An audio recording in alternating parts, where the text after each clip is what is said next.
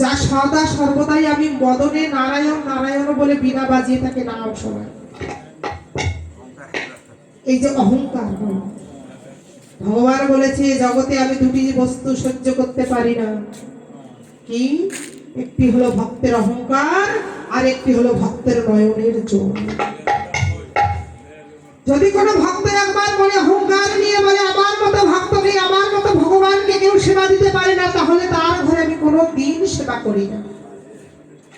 আর যদি কোনো ভক্ত একবার দুপোঠা নয়নের জল দিয়ে শুধু ডাকার মতো ডাকতে পারে, তার কাছে আর আমি কোনো কিছু চাই না।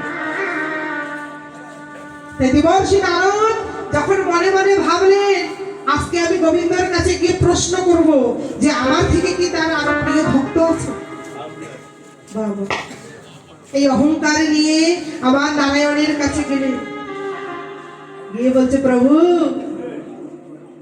আচ্ছা একটা কথা বলো তো। হ্যাঁ দেবর্ষি নারদ বলো। আচ্ছা প্রভু তুমি সত্যি করে একটা কথা বলবে। আচ্ছা বলো না দেবর্ষি, কি বলবে? তোমার মনে বড় কৌতূহল জেগেছে। হ্যাঁ প্রভু আমার মনে বড় কৌতূহল জেগেছে এটাই যে আচ্ছা আমি তো তোমাকে সদা সর্বদাই বিনা বাজিয়ে তোমার নাম শ্রবণ করাই, আচ্ছা আমার থেকে কি তোমার কাছে আরো প্রিয় ভক্ত আছে? মানে আমার মতো ভক্ত কি আমার থেকে আরো ভালো প্রিয় ভক্ত তোমার কাছে আছে? আমার প্রভু বললেন দেবর্ষি আচ্ছা তুমি শুনতে চাও নাকি দেখতে চাও? কোনটা? তুমি দেখতে চাও নাকি শুনতে চাও? দেবর্ষি নারদ বললেন প্রভু যদি দেখতে পাই তাহলে আর শোনার কি দরকার? শোনার থেকে দেখাটাই বড় শ্রেয়, তাই না? কারণ দেখলে কি হয়, দেখা হয়, জানা হয়, শোনা হয়, চেনা হয়, সবটাই হয়ে যায়। আর শুনলে কি হয়, আবারও দেখার ইচ্ছে জাগে। এই জন্য দেবর্ষি নারদ হলেন সর্বঘাটের কাঠালি কলা। তাই কি বলেছিল যে প্রভু আমার শোনার দরকার নেই, আমি শুধু দেখতে চাই। বাহ, তাহলে যদি দেখতে চাও তাহলে আমি তোমাকে দেখাবো তোমার থেকে বড় ভক্ত আছে কিনা।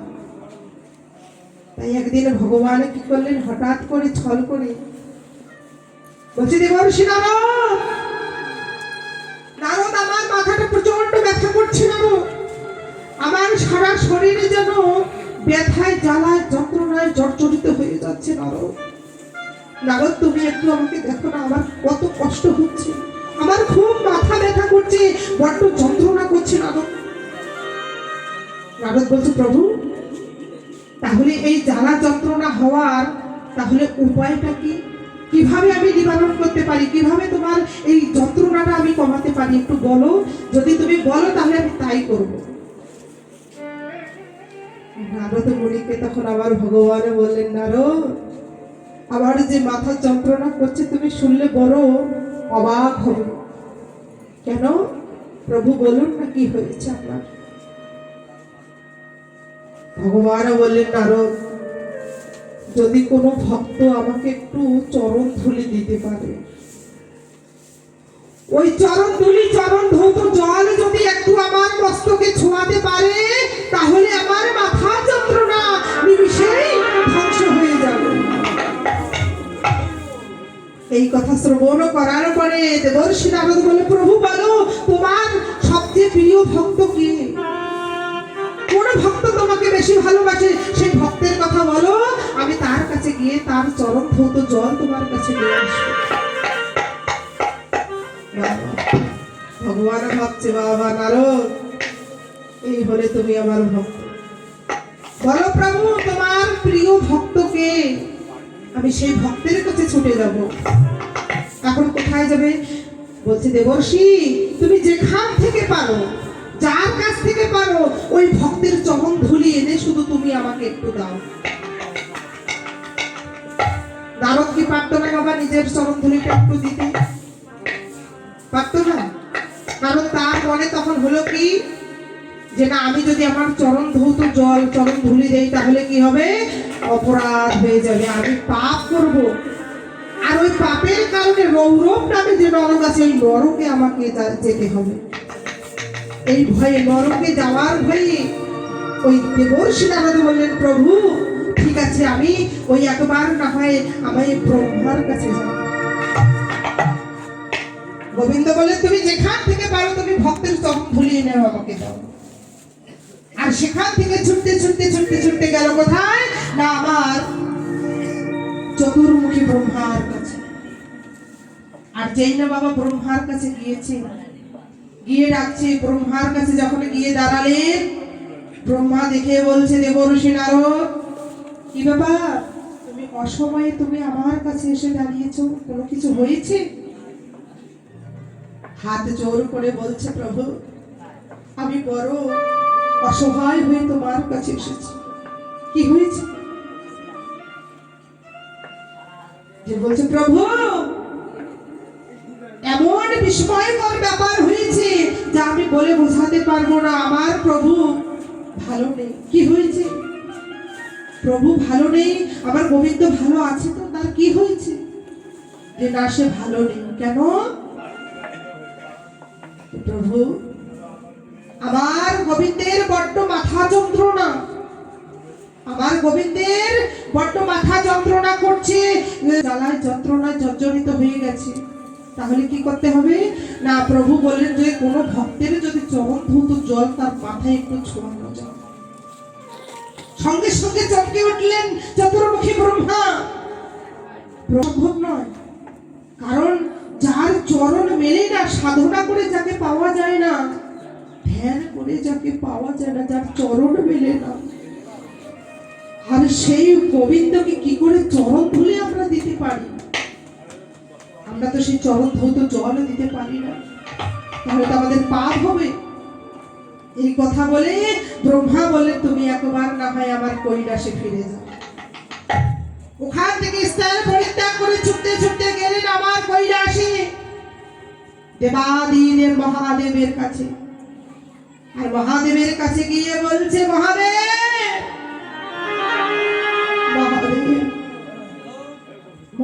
দেখে বলছে, নারদ তুমি নিশ্চয় গোবিন্দর কাছ থেকে এসেছো, তাহলে আমি জানতে পারবো আমার প্রভু কেমন আছে। তাই তো নারদকে জিজ্ঞাসা করলেন, আমার গোবিন্দ কেমন আছে, ভালো আছে তো? আমার নারদ মাথা নিচু করে বলছে, মামা আমার প্রভু ভালো নেই। কেন, কি হয়েছে? যে আমার প্রভুর মাথা যন্ত্রণায় ছটফট করছে, সে আর স্থির থাকতে পারছে না। তাহলে কি করতে হবে না, ভক্তের চরণ ধুলি নিয়ে গিয়ে তার মাথায় ঠেকাতে হবে। পঞ্চমুখী পঞ্চানন ভাব বললেন, এ কি করে সম্ভব? ভগবানের চরণে এতবার আমরা কেঁদেছি, তার চরণ পাইনি, আর ভক্তের চরণ ধুলি কি করে দিতে পারি না? এটা কখনো সম্ভব নয়। চিন্তায় মগ্ন হয়ে গেলেন আমার দেবাদিদেব মহাদেব। চিন্তিত হয়ে বললেন যে, আমি শুনেছি নারদ, আমি শুনেছি যারা পরম ভক্ত, ওই ভক্তদের কাছে তুমি না হয় একবার যাও। কোথায় না, ওই ব্রজগোপীদের কাছে, বৃন্দাবনে যাও। সেখান থেকে স্থান পরিত্যাগ করে ছুটতে ছুটতে গেলেন কোথায় না, ব্রজগোপীদের কাছে। আর বাবা যেই না ব্রজগোপীদের কাছে গিয়েছে, ব্রজগোপীরা বুঝতে পেরেছে যে আমাদের গোবিন্দের কাছ থেকে আমাদের নারদ এসেছে, নিশ্চয় গোবিন্দ কি অবস্থায় আছে দ্বারকায় আমরা জানতে পারবো। তাই তো নারদকে ডেকে ডেকে বলছে, দেবর্ষি নারদ, নারদ মুনি, ও নারদ মুনি, তুমি এসেছো আমার গোবিন্দর কাছ থেকে, বলো না আমার গোবিন্দ কেমন আছে, আমার মধু কেমন আছে? রাধারানী পাগলিনী হয়ে ছুটতে ছুটতে আউলিয়া বেশে এসে বলছে, দেবর্ষি নারদ, নারদ মুনি, আমার মধু কেমন আছে বলো না। তুমি তো ওখান থেকে এসেছো, তুমি আমার মধুর খবর দিতে পারো, কারণ কতদিন আমার মধুকে আমি দেখিনি। দেবর্ষি নারদ বললেন, রাধারানী তোমার মধু ভালো নেই। কি হয়েছে? আমার কি হয়েছে? আমার মধুর কি হয়েছে? একটু কৃপা করে বলো না, তাড়াতাড়ি বলো আমার মধুর কি হয়েছে। দেবর্ষি নারদ বললেন, রাধারানী, গোবিন্দের প্রচন্ড মাথা যন্ত্রণা হচ্ছে, তার সর্বশরীর ব্যথায় যেন জর্জরিত হয়ে গেছে, সে ছটফট করছে, আর সে ভালো নেই। সঙ্গে সঙ্গে রাধারানী বলে উঠলেন, ব্রজগোপীরা সবাই মিলে বলে উঠলেন, কি হয়েছে আমার প্রভু? বলো না দেবর্ষি নারদ, কেন এত মাথা যন্ত্রণা হলো? আর এই মাথা যন্ত্রণা কি করলে তার নিবারণ হবে, একটু বলো না। আবার দেবর্ষি নারদ বললেন, রাধে, আমি শুনেছি প্রভু বললেন যে কোনো ভক্ত যদি তার চরণ ধৌত জল একটু তার মাথায় ঠেকাতে পারে, একটু পদধূলি যদি তার মস্তকে দিতে পারে, তাহলে নাকি তার মাথার যন্ত্রণা সেরে যাবে। তাই তো ছুটতে ছুটতে আমি তোমাদের কাছে এসেছি। এই কথা শ্রবণ করার মাত্র সঙ্গে সঙ্গে ব্রজ গোপীরা চরণ ধৌত জল এবং চরণ ধুলে দিলেন, একটু অপেক্ষা করলেন না। আর এই কাণ্ড দেখে দেবর্ষি নারদ তখন ভাবলেন, বাবা রাধে, তোমাদের এত অহংকার! হ্যাঁ, যেখানে আমি ওই চতুর্মুখী ব্রহ্মার কাছে পেলাম না, যেখানে আমি পঞ্চাননের কাছে পেলাম না, তারা দিতে পারলো না, আর তোমরা একটা সাধারণ নারী হয়ে তোমরা ওই কি করে গোবিন্দকে চরণ ধৌত জল দিতে পারো? তোমাদের একটুও পাপের ভয় নেই? তোমাদের একটুও ভয় হচ্ছে না? নরকে যাওয়ার একটুও কি ভয় হচ্ছে না? যখন মনে মনে ভাবছে, তখন রাধারানী বলে উঠলেন, দেবর্ষি নারদ, কি এমন করে ভাবছো? তোমার মনে বড় কৌতূহল, তাই না, যে আমরা চরণ ধৌত জল কেন দিলাম? আমাদের কি পাপের ভয় আছে কিনা তুমি মনে মনে ভাবছো তো? তাহলে শোনো দেবর্ষি নারদ, আমাদের দেহ মন যৌবন সবই কিছু গোবিন্দের চরণে অর্পণ করেছি। এই দেহটা আমায় গোবিন্দ দান করেছে, তাই তো পেয়েছি। শুনেছি এই দেহের মাঝে নাকি গোবিন্দ বিরাজ করে।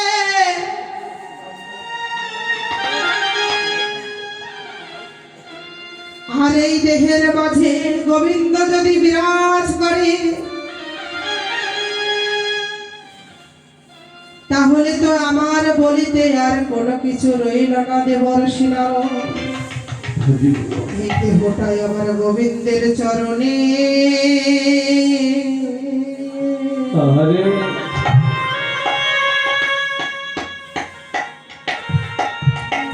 গোবিন্দের চরণে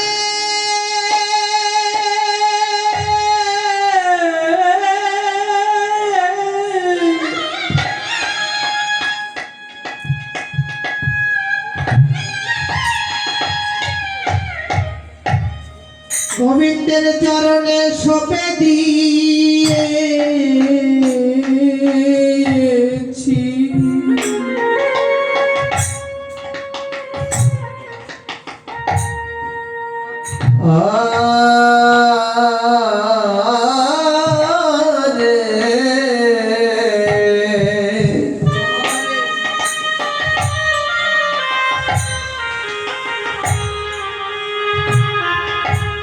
এই দেহ মন আমি গোবিন্দ চরণে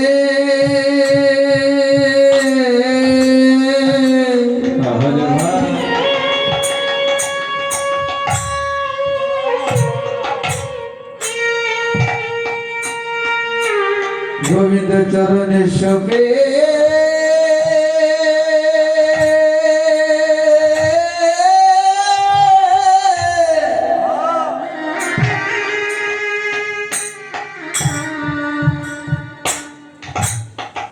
আমি সবে দিয়েছি।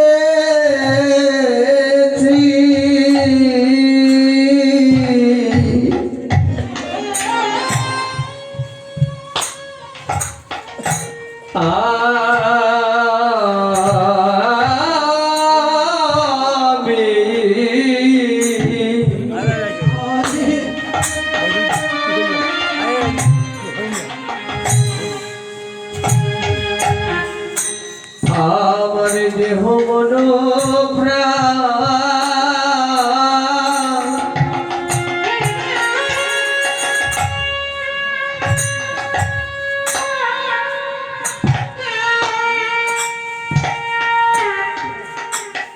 গোবিন্দ চরণে সপে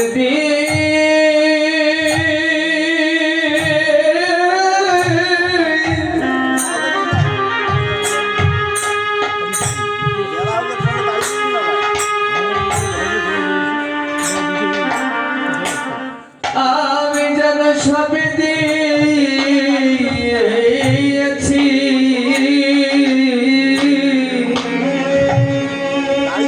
কালে ওরে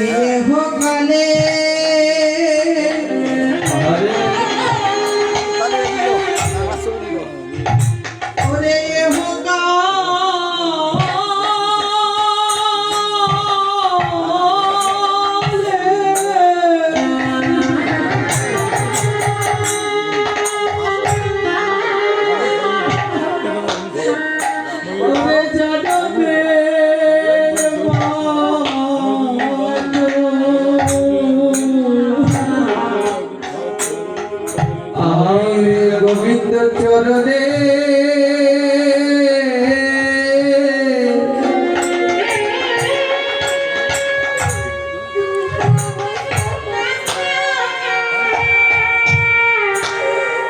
এই মন আমি গোবিন্দ চরণে শোভে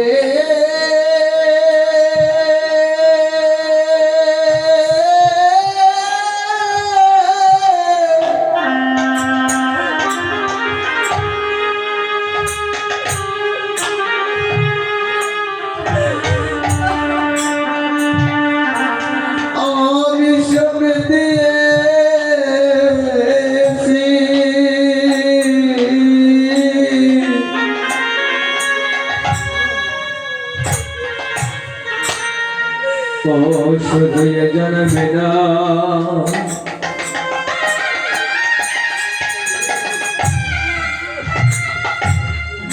শুধু জন্মে না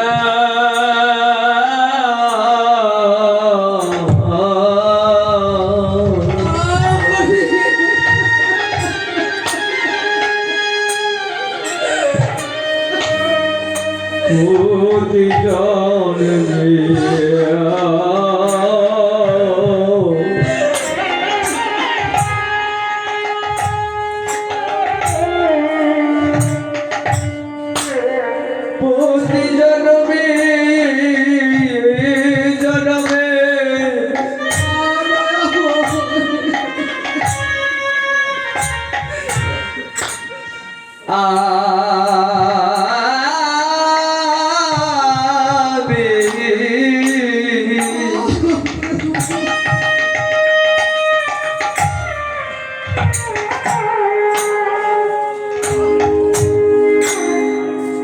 আমি যেন দেহ মন গোবিন্দ চরণে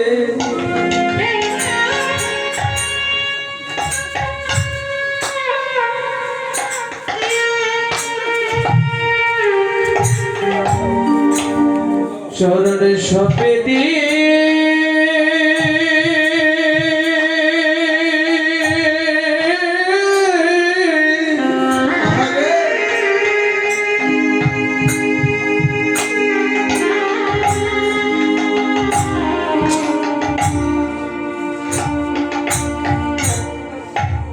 আমি যেন সপে দিয়েছি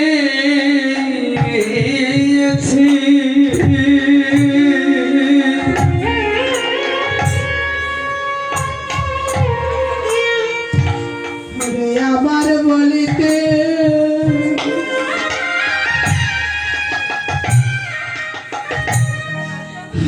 আবার বলি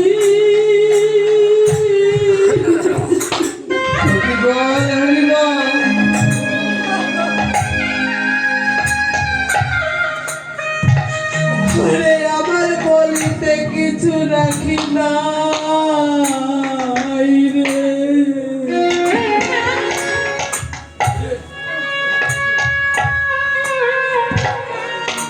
জগৎ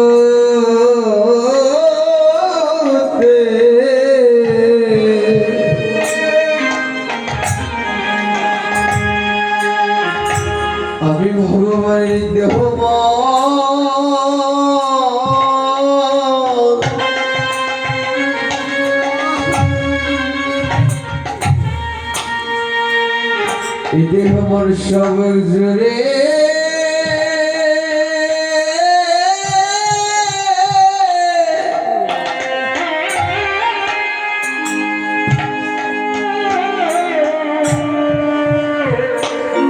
আমি সব দিয়েছি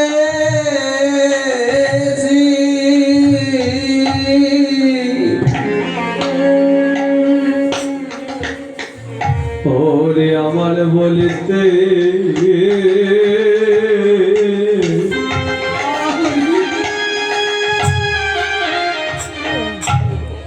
ওরে আমার বলিতে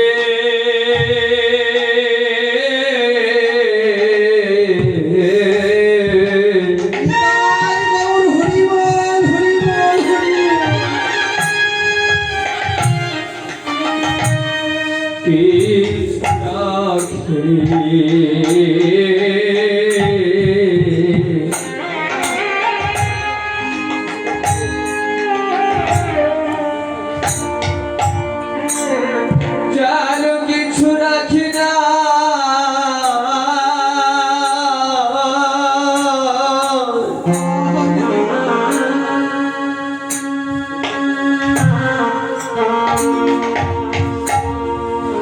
জগতে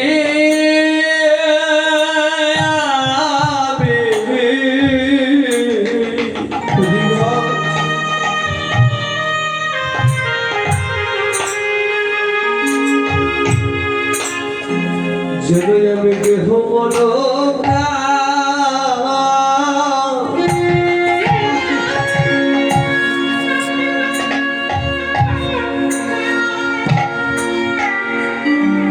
গোবিন্দ চরণে সপে দিয়ে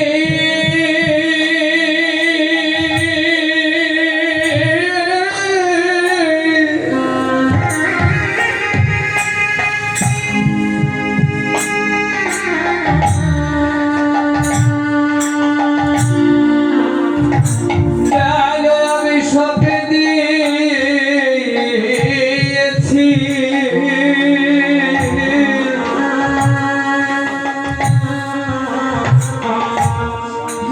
নারী জানো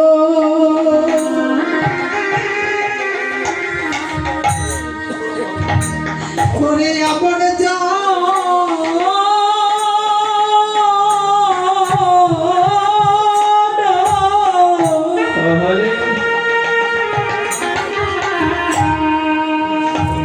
ওরে আমার জানো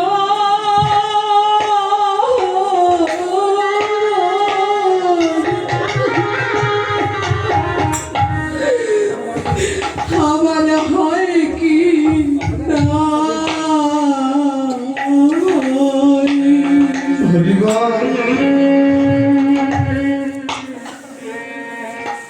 তাই তো দেহ মনল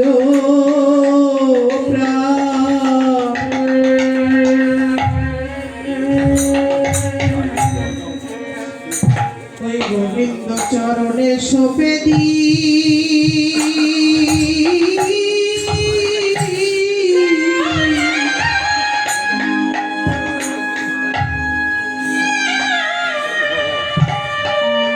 ওরে সপে দিয়েছি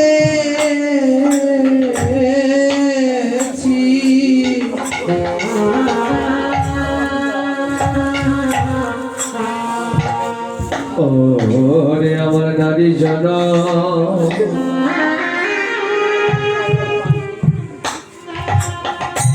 ওরে আমার নারী জন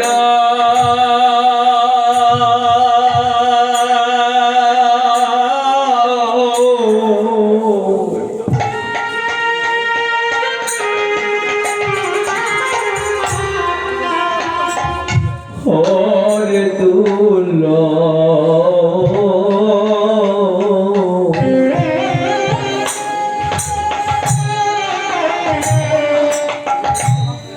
বড় দুর্লভ জন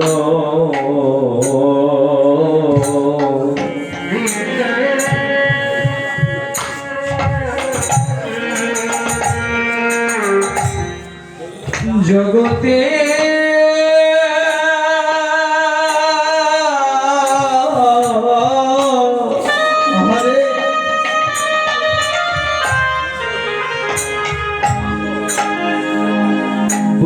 বলে আমি কোথায় গেলে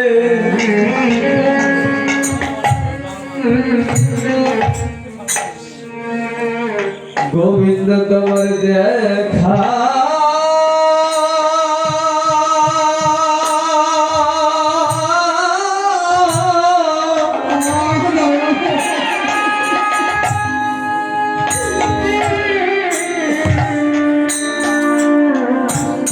তোমার দেখা পাবো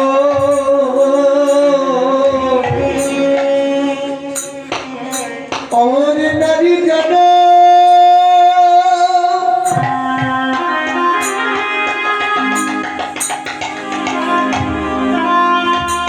ওরে আমার নারী জানো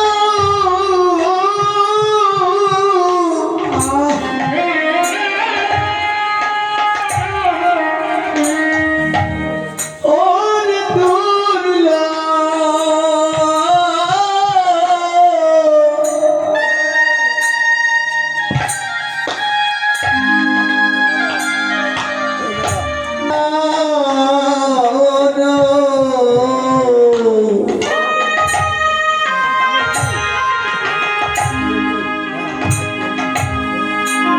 বলে বলে আমি কোথায় গেলে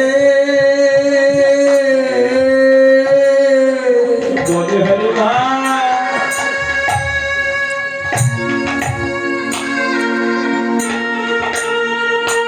ওই আমি কোথায় গেলে গোবিন্দের দেখা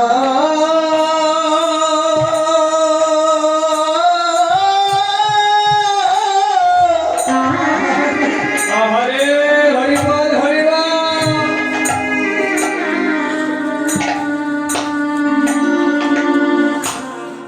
আমি দেখা পাবো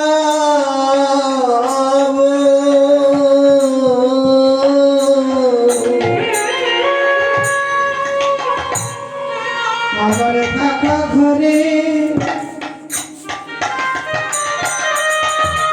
ওই আমার থাকা ঘরে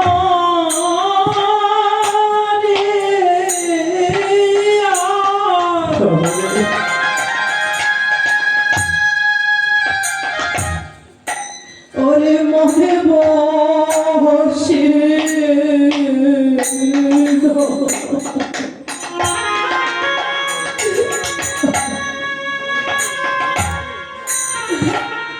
আমি কোথায় গেলে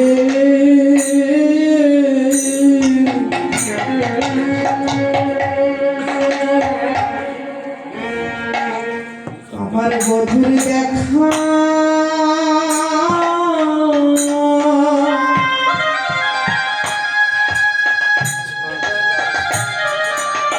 করে দেখা পাবো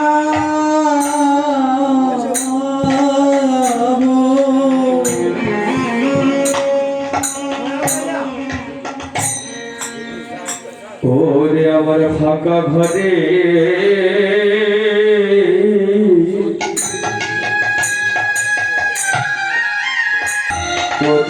কোথায় গেলে তোমার দেখা পাবো আমার ফাঁকা